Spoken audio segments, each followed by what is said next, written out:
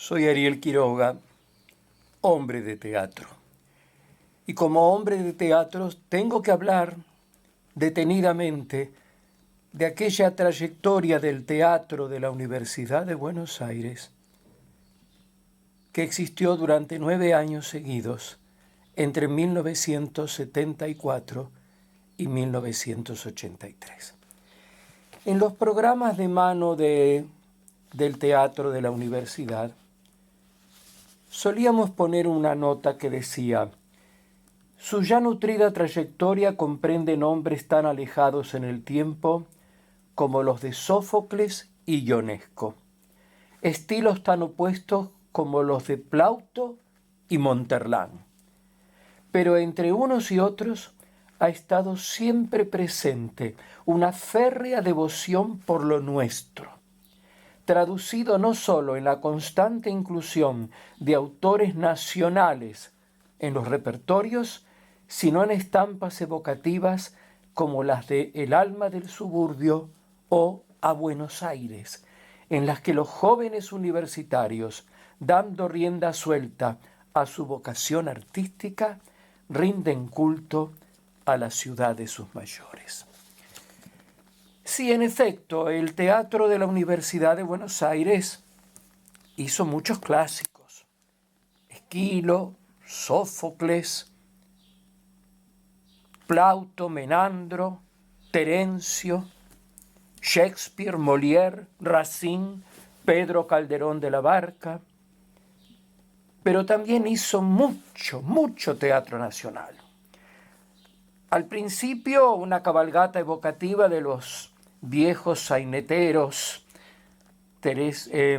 Nemesio Trejo, Ezequiel Soria, Carlos Mauricio Pacheco, Roberto Cayol, Francisco de Filipis Novoa, Alberto Bacareza, Alberto Novión. Luego los autores nacionales más modernos, digamos, como el enorme, el importante don Armando Discépolo, del cual hicimos en 1978 Relojero, y en 1981 y luego en 1982 de nuevo su grotesco Stéfano. Hicimos mucho teatro nacional, pero también dimos a conocer autores, estrenamos obras de autores argentinos vivientes. En primer lugar, en 1976, y luego repitiéndola en 1978, una obra de título curioso, Correte un poco, de un autor joven, Alberto Weiner. No sabíamos dónde ubicar a Alberto Weiner. Después, mucho tiempo después, nos enteramos que estaba en España, que como tantos jóvenes argentinos habían emigrado de la Argentina con la dictadura militar, a causa de la dictadura militar, que fue tan atroz para la juventud. De Alberto Weiner hicimos 2 obritas que estaban publicadas en la revista Thalía, que editaba Emilio Estebanovich.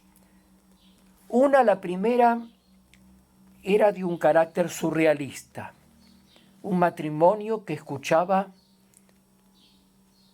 tocar el timbre insistentemente y aparecían mensajes misteriosos que no eran reales. Era su propia incomunicación la de esos mensajes.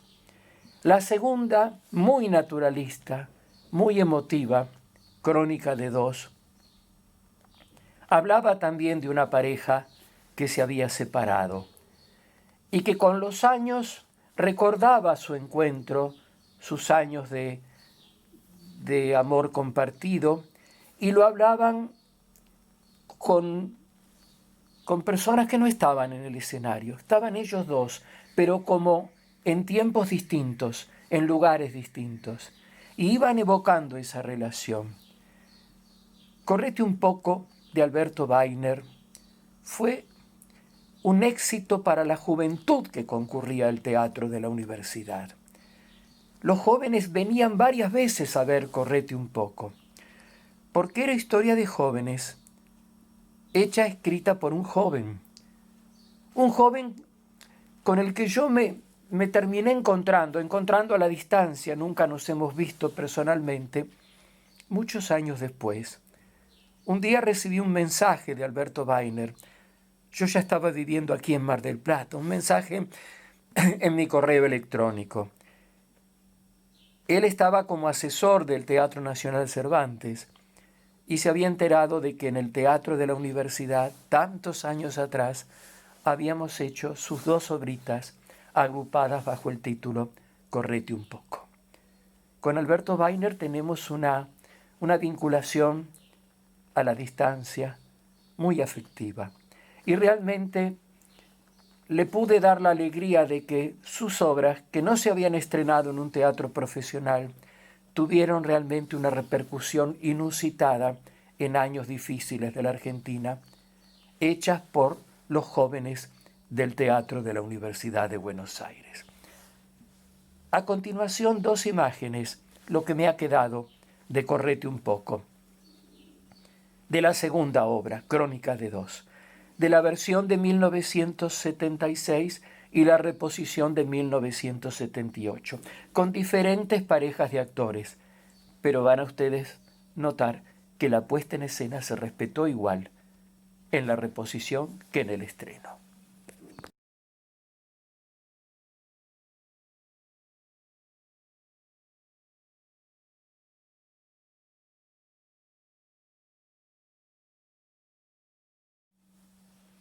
En 1980, en el Teatro de la Universidad de Buenos Aires, incorporamos a nuestro repertorio a uno de los dramaturgos argentinos de mayor prestigio viviente en esos días.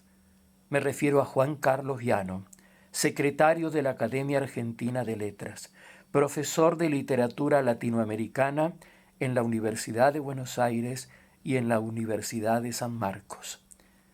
Una autoridad y un hombre muy discutido, quizá por su carácter un tanto cáustico, demasiado cáustico, un hombre que siempre hablaba con la verdad, pero con un humor que podía ser un tanto hiriente. Yo había conocido a Juan Carlos Llano cuando yo era muy jovencito, a los 19 años, había sido asistente de dirección de Francisco Silva en el estreno de Narcisa Garay, Mujer para llorar, una obra que consagró a Juan Carlos Llano y que es hoy día uno de los títulos más importantes del teatro argentino. De Juan Carlos Llano hicimos en el Teatro de la Universidad 3 tragicomedias agrupadas bajo el título Miedos y Soledades. Estaban tomadas de 2 volúmenes de obras cortas que él había editado, uno en Perú y otro en la Argentina, Actos del Miedo y Ceremonias de la Soledad. De esas 3 tragicomedias, una de ellas, la primera, Los Testigos, fue presentada en el Teatro Nacional Cervantes, un fragmento solamente en la gala del primer día del Teatro Nacional, institucionalizado como Día del Teatro Nacional en octubre de 1980. Voy a poner a continuación un video de audio donde se van a escuchar las voces de Gladys Merola y de Daniel Estáfora en la primera de las tragicomedias que agrupaba Miedos y Soledades, Los Testigos, voces que se van a escuchar en el Teatro Nacional Cervantes. Y en el video se habla mucho de Juan Carlos Llano, lo que Juan Carlos Llano significó como aporte sustancial al ya prestigioso repertorio del Teatro de la Universidad de Buenos Aires. Soy soltero, tengo 40 años y estoy harto de vivir solo. ¿Este departamento es tuyo? Herencia de mi padre. demasiado grande para un matrimonio sin hijos. Eliodoro me contó lo que pasó entre ustedes. Te portaste bien con él. Ahora te conviene casarte conmigo. Estoy esperando tu contestación. ¿Cómo decirle a Ponciano que se acabó su hincha? ¿Cómo pedirle a Eliseo que se olvide de su Dione? Podemos casarnos en octubre. Pediré vacaciones. Nos iremos a las sierras. Me corresponden 30 días corridos. ¿Y qué harán ellos dos esas semanas? Iba a conyugarse, señora. No podía quedar mal con ninguno de los tres. Eran compañeros de años en el MUS. ¿Por qué? ¿Por qué? ¿Por qué? Usted me ha defendido, doctor. Le pregunto por curiosidad jurídica según forma de juicio acto jurídico. Ponciano venía los jueves. ¿Sea usted Ponciano por última vez?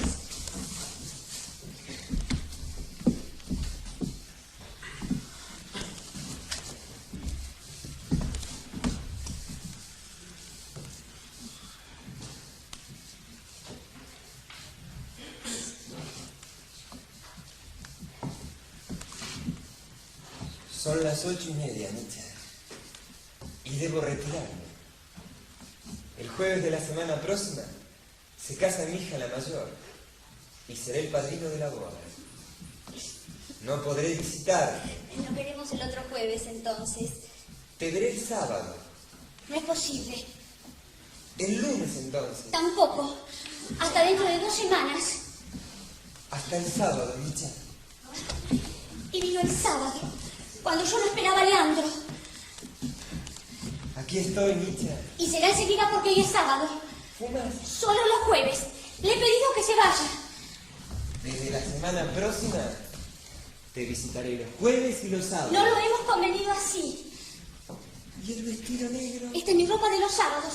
Hasta el jueves, Ponciano. ¿No me besas? El mi ropero de Obregón, que fue de mi padre, estaba cargado.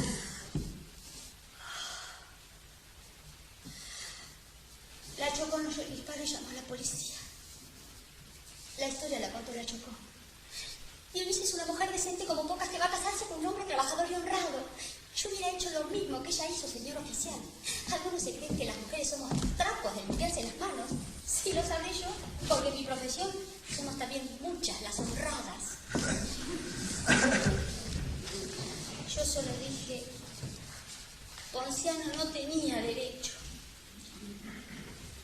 Lo demás lo contó la Chocó. Yo estaba cansada, con un cansancio que me duró por días. Si la acusación tiene por base la acusación, puede ésta retractarse en cualquier estado del juicio. También. Ponciano, Eliseo, Leandro y yo. El tercer autor nacional viviente incorporado al repertorio del teatro de la universidad era un jovenzuelo. No lo digo peyorativamente. Un joven que integraba el elenco del teatro de la Universidad de Buenos Aires. Había ingresado, creo que en 1981, participó de muchas producciones del teatro, y un día, a fines de 1981, me refiero a Hugo Daniel Adis, me dice este muchacho que estudiaba Derecho: Ariel, tengo una obra que estoy terminando de escribir. ¿La querrías leer? Me trajo esa obra. Todavía no estaba terminada, pero era importante. Ya de la primera lectura me di cuenta que era un texto valioso. Trataba sobre el personaje de Batman, el famoso cómic americano, Batman y Robin. Era la historia de un hombre, digamos, de muy buena posición, un industrial, alguien que estaba en la cúspide de su vida económica, que tenía un gran conflicto con su esposa porque él vivía pensando y dedicándose a las historietas de Batman. Coleccionaba los trajes, las revistas, las capuchas, las sogas de Batman, y esta señora, esta buena señora, ya no daba más con este hombre que prácticamente parecía estar más enamorado de Batman que de ella. Esa situación matrimonial conflictiva, porque Batman invade todas las horas de ese matrimonio, termina con la ruptura. Ella lo abandona. Y él, desesperado, en su soledad, no sabe y lo invoca a Batman. Y Batman, en un viraje surrealista de la obra, aparece Batman. Pero aparece un Batman tan desolado como él, como el que ha quedado abandonado por su esposa. ¿Por qué? Porque a él también lo han abandonado, a Batman. ¿Quién lo ha abandonado? Su enamorado Robin.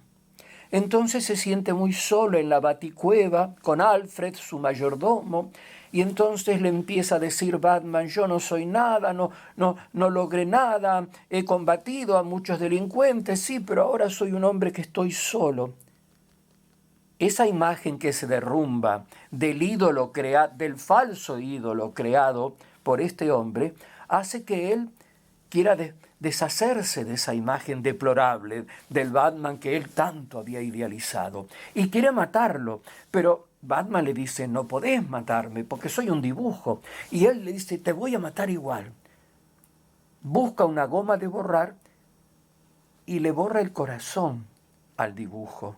Al Batman que estaba en escena, ¿no? Corporizado por un actor. Pero claro, cuando Batman muere, ese Batman ilusorio muere, él entonces quiere adoptar la fisonomía, la identidad del verdadero Batman, del Salvador de la ciudad gótica. Y se tira por un balcón llamando a su esposa: Marta, Marta, volvé, creyéndose Batman que va a poder volar por el aire. Y por supuesto, muere también él. Una obra realmente con mucho valor de denuncia, porque vivimos idealizando falsos ídolos en la televisión, en el cine, en la política.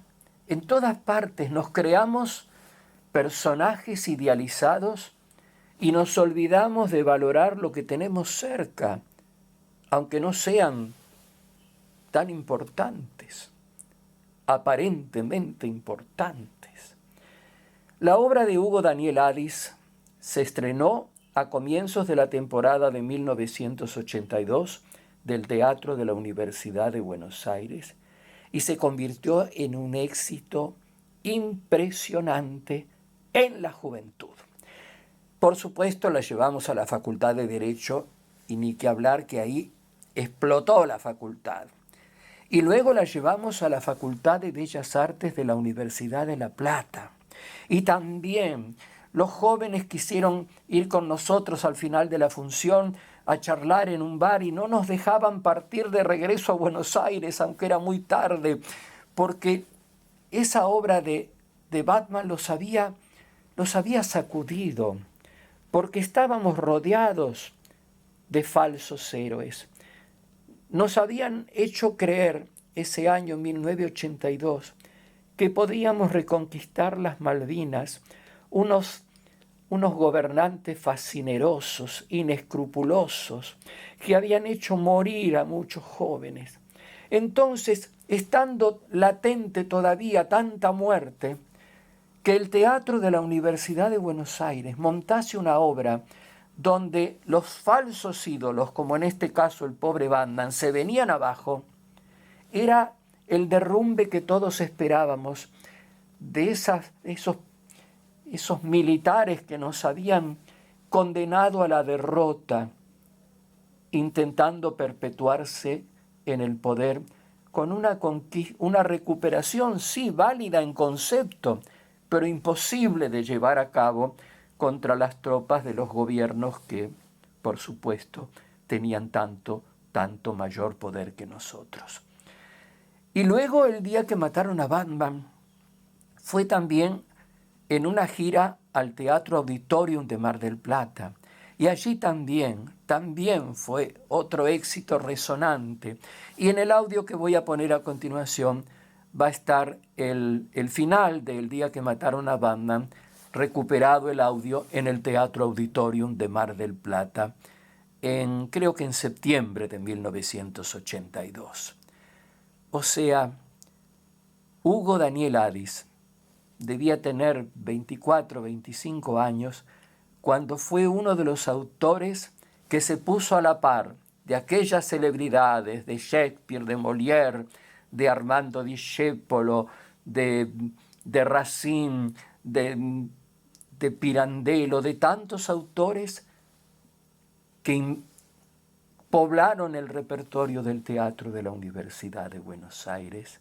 Hugo Daniel Adis, que hoy es un hombre, no sé, tendrá 60 años por ahí, y que nos seguimos escribiendo y nos seguimos considerando amigos, y que tuvo esa ocurrencia de darme a leer esa obra, y que yo se lo agradezco tanto, porque sigo sintiendo el enorme orgullo de haber podido incorporar al repertorio del teatro de la Universidad de Buenos Aires un autor joven, surgido de nuestras propias fibras, de nosotros, de dentro de nosotros. Qué cosa tan hermosa. Y lo vivimos. Por primera vez, un autor universitario ingresó al repertorio del Teatro Oficial de la Universidad en 1982. Hugo Daniel Adis, estudiante de la carrera de Derecho, que cursa quinto año, es el autor de El día que mataron a Batman, ingeniosa tragicomedia sobre la idolatría incondicional y sus consecuencias, que atrajo sobre todo a la juventud. Se representó en la Sala de Teatro de la Universidad, en la Avenida Corrientes 2038, entre el 17 de abril y el 4 de diciembre, constituyendo un aporte verdaderamente sólido a la dramática nacional moderna, pero además obtuvo resonante acogida en otros ámbitos, como el Teatro Auditorium de Mar del Plata, con el auspicio de la Universidad de esa ciudad, en la Universidad de La Plata, en el auditorio de su Facultad de Bellas Artes, y en la Facultad de Derecho y Ciencias Sociales de la Universidad de Buenos Aires, donde la respuesta del estudiantado fue francamente portentosa. ¡Marta! ¡Marta! ¡Marta, volvé! ¡Marta, volvé! Volvé o iré a buscarte. Volvé o iré a buscarte yo mismo, Marta.